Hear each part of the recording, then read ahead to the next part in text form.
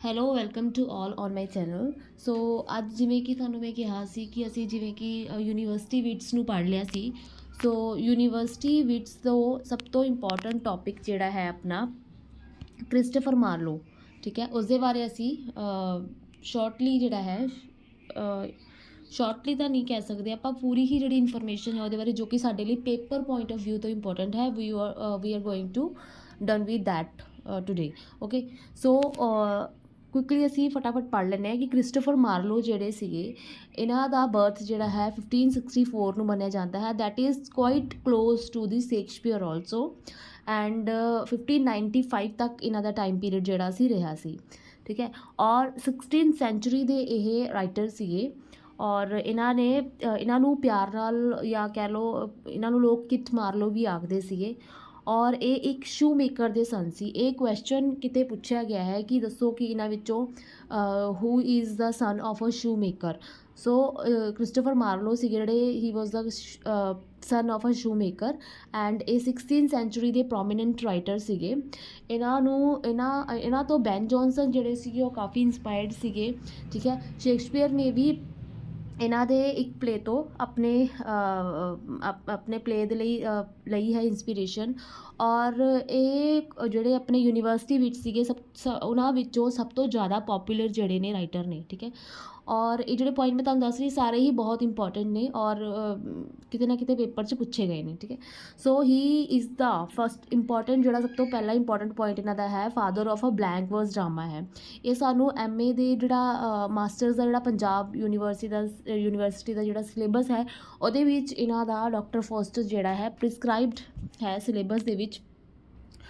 ਅਤੇ father of a blank ਵਰਸ ਇਹਨਾਂ ਨੂੰ ਕਿਹਾ ਜਾਂਦਾ ਹੈ ਡਰਾਮਾ, ਠੀਕ ਹੈ। ਔਰ ਇਹਨਾਂ ਨੂੰ ਜਿੱਦਾਂ ਕਿ ਮੈਂ ਪਹਿਲਾਂ ਹੀ ਯੂਨੀਵਰਸਿਟੀ ਵਿਟਸ ਦੇ ਵਿੱਚ ਦੱਸ ਚੁੱਕੀ ਹਾਂ ਕਿ ਇਹ ਰੈਨੇਸਾ ਮੈਨ ਇਹਨਾਂ ਨੂੰ ਆਖਿਆ ਜਾਂਦਾ ਹੈ, renaissance man of drama popularly. Okay, he studied from the Cambridge University, and he is associated with the necromancy and ghost and spirits like things in his dramas.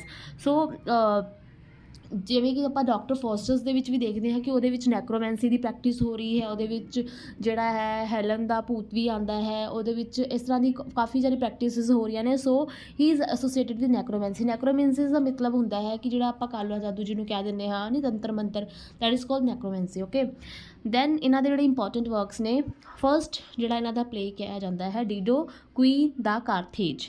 Okay, ਉਹ 1594 ਦੇ ਵਿੱਚ ਜਿਹੜਾ ਹੈ ਪਬਲਿਸ਼ ਹੋਇਆ ਸੀ। ਇਹਨਾਂ ਨੇ ਲਿਖੇ ਤਾਂ ਆਪਣੇ ਜਿਹੜੇ ਇਹਨਾਂ ਦੇ ਪ੍ਰੋਮੀਨੈਂਟ ਪੀਰੀਅਡ ਸੀ ਲਿਖਣ ਦਾ, ਉਹ 1587 ਦੇ ਆਸ-ਪਾਸ ਦਾ ਸੀਗਾ ਲਿਖਣ ਦਾ, ਲੇਕਿਨ ਪਬਲਿਸ਼ ਇਹਨਾਂ ਦੇ ਸਾਰੇ ਪਲੇ ਜਿਹੜੇ ਨੇ 1590 ਦੇ ਆਸ-ਪਾਸ ਹੋਇਆ, ਔਰ ਲਿਖਣ ਦਾ ਪੀਰੀਅਡ ਜਿਹੜਾ ਸੀ 87 ਸਮਥਿੰਗ ਸੀਗਾ, ਠੀਕ ਹੈ। ਔਰ ਤੁਸੀਂ ਦੇਖ ਸਕਦੇ ਹੋ ਇਹਨਾਂ ਦੀ ਡੈਥ ਜਿਹੜੀ ਹੈ 1595 ਦੇ ਵਿੱਚ ਹੋਈ ਸੀ। ਸੋ ਇਹਦਾ ਆਈਡੀਆ ਤੁਸੀਂ ਲਗਾ ਕੇ ਚੱਲਣਾ ਹੈ ਕਿ ਡੈਥ ਕਦੋਂ ਹੋਈ, ਬਰਥ ਕਦੋਂ ਹੋਇਆ, ਔਰ ਪਲੇਜ਼ ਕਦੋਂ ਲਿਖ ਰਹੇ ਨੇ, ਕਦੋਂ ਪਬਲਿਸ਼ ਹੋ ਰਹੇ ਨੇ, ਠੀਕ ਹੈ। ਸੈਕਿੰਡ ਇਜ਼ ਟੈਂਬਰਲਿਨ ਜਿਹੜਾ ਆਪਣਾ ਤੈਮੂਰ ਸੀਗਾ, ਠੀਕ ਹੈ। ਤੈਮੂਰ ਜਿਹੜਾ ਇੱਕ ਰਾਜਾ ਹੋਇਆ ਹੈ, ਉਸਦੇ ਉੱਤੇ ਇਹ ਕਹਾਣੀ ਹੈ ਟੈਂਬਰਲਿਨ ਦ ਗ੍ਰੇਟ। 1587 ਦੇ ਵਿੱਚ ਇਹਨੂੰ ਪਰਫੋਰਮ ਕੀਤਾ ਗਿਆ ਸੀ, ਔਰ ਕਿਹਾ ਜਾਂਦਾ ਕਿ ਇਹਨੂੰ 1590 ਦੇ ਵਿੱਚ ਪਬਲਿਸ਼ ਕੀਤਾ ਗਿਆ। ਹੁਣ ਟੈਂਬਰਲਿਨ ਦਾ ਗ੍ਰੇਟ ਜਿਹੜਾ ਹੈ ਇਹਨੂੰ ਦੋ ਭਾਗਾਂ ਦੇ ਵਿੱਚ ਆਇਆ ਸੀ, first part Tamburlaine the great first, Tamburlaine the great second, ਠੀਕ ਹੈ। ਔਰ ਲਿਖਣ ਦਾ ਪੀਰੀਅਡ ਉਹੀ ਸੀ 1587 ਔਰ 88 ਦੇ ਆਸ-ਪਾਸ ਦਾ, ਔਰ ਪਬਲਿਕੇਸ਼ਨ ਇਹਦੀ 1590 ਦੀ ਮੰਨੀ ਜਾਂਦੀ ਹੈ। So third one is the Jew of Malta is 1592 ਦੇ ਵਿੱਚ ਇਹ ਪਰਫੋਰਮ ਹੋਇਆ, ਔਰ ਇਹਦਾ ਫਸਟ ਐਡੀਸ਼ਨ 1633 ਦੇ ਵਿੱਚ ਪ੍ਰਿੰਟ ਹੋਇਆ ਸੀ, ਠੀਕ ਹੈ। ਦੈਨ ਐਡਵਰਡ ਸੈਕਿੰਡ, ਇੱਥੇ ਤੁਸੀਂ ਲਿਖ ਲੈਣਾ ਐਡਵਰਡ ਸੈਕਿੰਡ ਸੀਗੇ ਇਹ, ਐਡਵਰਡ ਸੈਕਿੰਡ, ਇਹਦੇ ਵਿੱਚ ਇਸ ਤਰ੍ਹਾਂ ਆਏਗਾ ਤੁਹਾਨੂੰ। And it is the only historical play that is published in 1594, ਠੀਕ ਹੈ। Then is massacre at Paris, and ਸਭ ਤੋਂ ਬਾਅਦ 'ਚ ਜਿਹੜਾ ਆਇਆ ਹੈ, ਸਭ ਤੋਂ ਲਾਸਟ ਜਿਹੜਾ ਹੈ the tragic history of the life and death of doctor Faustus, one of the very famous drama, and ਇਹਦੇ ਵਿੱਚ ਵੀ ਬਲੈਂਕ ਵਰਸ ਦਾ ਯੂਜ਼ ਹੋਇਆ ਹੈ। So the tragic history of life and death of doctor Faustus, ਇਹ ਆਪਣਾ ਆਇਆ ਹੈ, it is written in, it is published in 1604, and it is republish in 1616, ठीक है।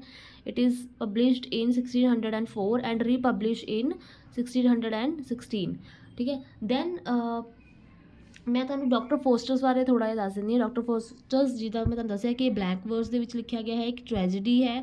ਟ੍ਰੈਜਡੀ ਇਹ ਇੱਕ ਮੋਰੈਲਿਟੀ, ਜਿਹੜਾ ਆਪਾਂ ਪਿੱਛੇ ਪੜ੍ਹ ਚੁੱਕੇ ਨਾ ਮੋਰੈਲਿਟੀ ਮਿਸਟਰੀ, ਤੋਂ ਇਹ ਮੋਰੈਲਿਟੀ ਦੇ ਉੱਤੇ ਬੇਸਡ ਹੈ। ਇਹਦੇ ਵਿੱਚ ਈਵਲ, ਬੈਡ, ਗੁੱਡ ਇਹਦੇ ਬਾਰੇ ਦੱਸਿਆ ਗਿਆ ਹੈ, ਠੀਕ ਹੈ। ਜਰਮਨ ਦਾ ਇਹਦੇ ਵਿੱਚ ਜਿਹੜਾ ਆਪਣਾ ਬੈਕਗਰਾਊਂਡ ਹੈ ਜੋ ਸੈੱਟ ਕੀਤਾ ਗਿਆ ਉਹ ਜਰਮਨ ਵਿਟਨਬਰਗ ਦੇ ਵਿੱਚ, ਵਿਟਨਬਰਗ ਦੀ ਸੈਟਿੰਗ ਹੈ ਔਰ ਜਰਮਨ ਜਿਹੜਾ ਕੈਰੈਕਟਰ ਹੈ, ਠੀਕ ਹੈ। ਉਸ ਤੋਂ ਬਾਅਦ ਇਹਦੇ ਵਿੱਚ ਲੋ, ਮੈਡੀਸਨ, ਡਿਵਿਨਿਟੀ ਦੀ ਗੱਲ ਹੁੰਦੀ ਹੈ। ਫਸਟ ਐਕਟ ਦੇ ਵਿੱਚ ਜਿਹੜਾ ਆਪਣਾ ਡਾਕਟਰ ਫੋਸਟਰਸ ਹੈ ਉਹ ਕਹਿੰਦਾ ਹੈ ਕਿ ਮੈਨੇ ਸਾਰੇ ਹੀ ਦੁਨੀਆ ਦੇ ਸਬਜੈਕਟਸ ਨੇ ਜਿਹੜੇ ਵੀ ਉਹ ਪੜ੍ਹ ਲਿੱਤੇ ਨੇ, ਅਤੇ ਪਰ ਹੁਣ ਉਹ ਦੁਨੀਆ ਦੇ ਰਹੱਸ ਨੂੰ ਜਾਣਨਾ ਚਾਹੁੰਦਾ ਹੈ, ਜੋ ਵੀ ਗੋਡ, ਸਪਿਰਿਟਸ ਐਂਡ ਆਲ, ਉਹਦੇ ਬਾਰੇ ਉਹ ਜਾਣਨਾ ਚਾਹੁੰਦਾ ਹੈ। ਤਾਂ ਉਹਦੇ ਲਈ ਉਹ ਜਿਹੜਾ ਹੈ ਇੱਕ ਪੈਕਟ ਸਾਈਨ ਕਰਦਾ ਹੈ ਆਪਣਾ ਸ਼ੈਤਾਨ ਦੇ ਨਾਲ, ਲੂਸੀਫਰ ਐਂਡ ਲੂਸੀਫਰ ਔਰ ਮੈਫਿਸਟੋਫੀਲੀ ਜਿਹੜਾ ਹੈ ਡੈਵਿਲ ਹੈ ਉਹਦੇ ਵਿੱਚ।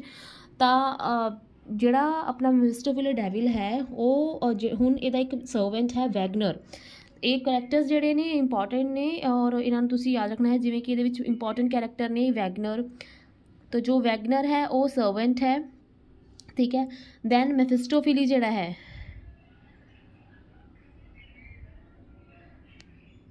ਮੈਫਿਸਟੋਫਿਲਿਸ, ਇਹ ਜਿਹੜਾ ਹੈ ਇਹਦੇ ਵਿੱਚ ਡੈਵਿਲ ਹੈ ਔਰ ਇਹਦੇ ਵਿੱਚ 24 ਈਅਰ ਦੀ ਜਿਹੜੀ ਹੈ ਪਾਵਰ ਔਰ ਲਗਜ਼ਰੀ ਦੇ ਲਈ ਉਹਨੂੰ ਜਿਹੜਾ ਪੈਕਟ ਸਾਈਨ ਕਰਦਾ ਹੈ ਉਹ 24 ਈਅਰਸ ਦੇ ਲਈ ਕਰਦਾ ਹੈ। ਲੂਸੀਫਰ ਹੈ ਇਹਦਾ ਕਹਿ ਦਿਓ ਜਿਹਨੂੰ ਆਪਾਂ ਕਹਿੰਦੇ ਹਾਂ ਸਰਦਾਰ, ਠੀਕ ਹੈ ਇਹਦਾ। ਔਰ ਇਹਦੀ ਜਿਹੜਾ ਲੂਸੀਫਰ ਹੈ ਉਹ ਪ੍ਰਿੰਸ ਹੈ ਔਰ ਮੈਫਿਸਟੋਫੀਲੀ ਹੈ ਉਹ ਡੈਵਿਲ ਹੈ, ਠੀਕ ਹੈ। ਗੁੱਡ ਔਰ ਬੈਡ ਦੀ ਇਹਦੇ ਵਿੱਚ ਲੜਾਈ ਹੈ, ਮੋਰੈਲਿਟੀ ਪਲੇ ਦੇ ਉੱਤੇ ਬੇਸਡ ਹੈ ਇਹ, ਠੀਕ ਹੈ।